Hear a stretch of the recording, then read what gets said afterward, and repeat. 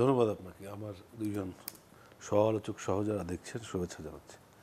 আমি আপনার তিস্তা সহ আমাদের বর্ডার কিলিংস সহ এই সমস্ত প্রশ্নের উত্তর আমি একটু পরে দিই। আগে আপনার এই রিসেন্ট যে বিষয় নিয়ে খুব কথাবার্তা হচ্ছে, সৌরভ ভাইও যেটা বললেন, আমাদের এই ট্রান্সশিপমেন্ট অথবা ট্রানজিটের যে বিষয়টা, দেখেন এই বিষয়টা শুধুমাত্র একটা সমঝোতা এমওইউ স্মারক স্বাক্ষর হয়েছে।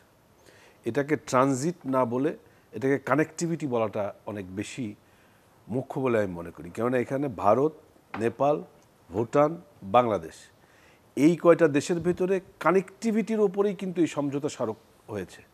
পরে যে আপনার রেল চলাচল, পরীক্ষামূলক রেল চলাচল হবে, তারপরে এইটা এই কানেক্টিভিটির ক্ষেত্রে আরও কতটা ত্রুটিমুক্তভাবে কাজ করা যেতে পারে সে বিষয়ে কাজ করার সুযোগ এখনও রয়ে গেছে। যেটা সৌরভ ভাই বললেন, এখনও আমরা কেউ জানি না, কিন্তু যদি কানেক্টিভিটিটা হয় তাহলে আমাদের জন্য আরও বেশি উপযোগী। প্রধানমন্ত্রী তো ট্রানজিট শব্দটাই ব্যবহার করেছেন কালকে সংবাদ সম্মেলনে। পরবর্তীতে আমাদের এই সমঝোতা স্মারকের যেখানে আমি যতদূর দেখেছি এটা কানেক্টিভিটির উপরেই কথাবার্তা বলা হচ্ছে।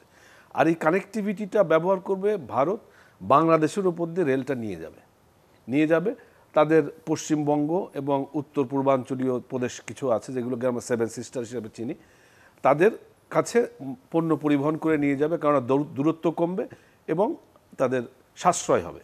এখন প্রশ্ন হচ্ছে, যেটা সবার কাছেই আসছে, যে এর থেকে এর লভ্যাংশ বাংলাদেশ কতটা পেতে পারে। That's the main question. এখানে কিন্তু এই ট্রানজিট কিংবা ট্রান্সশিপমেন্টের যে ব্যবস্থা পৃথিবীতে অন্যান্য সমস্ত জায়গায় হয়ে থাকে, এর কিন্তু একটা ইন্টারন্যাশনাল প্রোটোকল আছে। সেই ইন্টারন্যাশনাল প্রোটোকলের উপরে ভিত্তি করেই কিন্তু সেইগুলো নির্ধারিত হয়। জাতিসংঘের এশিয়া এবং এই প্যাসিফিক অঞ্চলের জন্য ইউএন স্কাপ নামে একটা অর্থনৈতিক এবং সামাজিক কমিশন আছে, যারা বাংলাদেশের ভৌগোলিক অবস্থানের বিবেচনায় আজকে যে ট্রানজিট এবং ট্রান্সশিপমেন্টের কথা বলা হচ্ছে, এই ক্ষেত্রে কতটা প্রাক্কলন বাংলাদেশ পেতে পারে এই হিসাব কিন্তু তারা অলরেডি করে রেখেছে ইউনাইটেড নেশনস। কিন্তু ভারত যেখানে পানির ক্ষেত্রেই আমি স্বীকৃত আন্তর্জাতিক আইন মানে না, তখন এখানে তারা মানবে। আমি এটা শেষ করি, কেননা প্রত্যেকটা বিষয় একটা থেকে আর একটা আলাদা। এখন এই যেটা আপনার এই প্রাক্কলনের কথা বলা হচ্ছে, এই ট্রান্সশিপমেন্টের যে লভ্যাংশ, এটা অলরেডি নির্ধারণ করে রাখা হয়েছে। এখন সেটা বাংলাদেশ কতটুকু পাবে কি পাবে না, এই প্রশ্নের ভিতরে আমরা ঘুরপাক খাচ্ছি, কিন্তু এটা কিন্তু সেটেল হয়ে আছে ইন্টারন্যাশনালি। এখন আপনার এই যে ট্রান্সশিপমেন্টের কথা বলা হচ্ছে, যে এটা ধরুন বাংলাদেশ তো ভুটানের সাথে বহু আগে থেকে একটা যোগাযোগ চেয়ে আসছে ভারতের উপর দিয়ে, সেটাই তো বাস্তবায়ন হয়নি এখনো। দ্যাটস দ্য বিগিনিং, এটা শুরু হচ্ছে। কেননা এই আগে আমরা ছাড় দিয়ে দিলে পরে ভারত দেবে, সেটা এই কানেক্টিভিটির কারণে দেখেন আপনার এর আগে কিন্তু একটা ট্রান্স এশিয়ান এই চুক্তি হয়েছে 2007 সালে। সেটা আপনার মিয়ানমারকে সহ, পরবর্তী মিয়ানমারের এই সমস্ত বিষয় আসার কারণে ওই চুক্তিটা আস্তে আস্তে এখানে বাংলাদেশ, ভারত, মায়ানমার, তারপরে মালয়েশিয়া, চায়না সবাই ছিল। Belt and road initiative. তারপরে এটা কিন্তু এই মায়ানমারের এই সমস্যার কারণে তাদের ভূখণ্ড ব্যবহার করতে হবে, প্রত্যেকটা দেশে একটু কমে গেছে। এখন এইটা একটু ছোট পরিসরে এই কানেক্টিভিটিটা বাড়ানোর জন্যেই আপনার এই বাংলাদেশ, ভারত, নেপাল এবং ভুটান এই কানেক্টিভিটিটার কারণেই কিন্তু এই আপনার কি বলে ট্রানশিপমেন্টের ব্যবস্থাটা করা হচ্ছে। এখন এটার ক্ষেত্রে আমাদের কতটা লভ্যাংশ আসবে, আমরা এটা কিভাবে ব্যবহার করব, এই দেন দরবার কিন্তু এখন যখন চুক্তি হবে ফাইনালি, তখন কিন্তু এই দেন দরবার বিষয়টা ফাইনালাইজ হবে। কিন্তু এখানে প্রধানমন্ত্রী যে প্রসঙ্গটা তুলেছেন সেটা হচ্ছে কি ইউরোপীয় ইউনিয়নের তুলনা।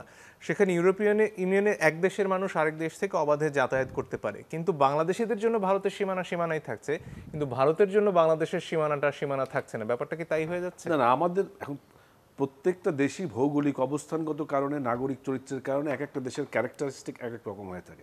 এখন যদি ইউরোপিয়ানদের মতো বর্ডার আমরা ব্যবহার করতে পারি, কিন্তু নাগরিক হিসাবে কি আমি ব্যক্তিগতভাবে কি ইউরোপিয়ানদের মতো সেই রকম নাগরিক চরিত্র আমার গড়ে উঠেছে কিনা, সেটাও আমার ব্যক্তিগতভাবে বিবেচনার বিষয় আছে। আমি পার্সোনালি মনে করি। তাহলে কি এই তুলনাটা চলে? আমি সেই আলোচনা করছি না।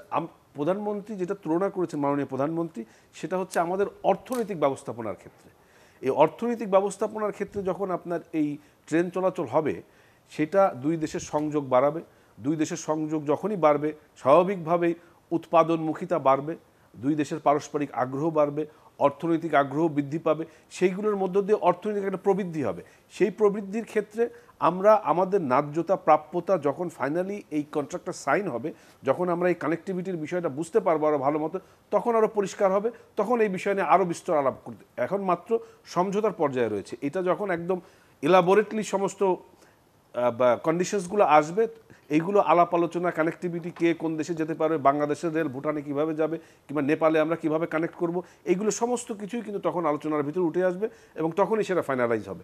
এবং এইটা ফাইনালাইজ হওয়ার মধ্য দিয়েই কিন্তু আমাদের দেশের যে অর্থনৈতিক ব্যবস্থাপনা, সেই ব্যবস্থাপনায় অনেকেই বিগত দিনে বিভিন্নভাবে সন্দেহ করার পরেও কিন্তু এই ব্যবস্থাপনার ভিতর দিয়েই কিন্তু আমরা এগিয়ে নিয়ে যাচ্ছি। আর একটা কথা বলি, আমাদের যেই ট্রেড ডেফিসিটের কথা বলা হয়, to be honest, trade deficit তো আছেই।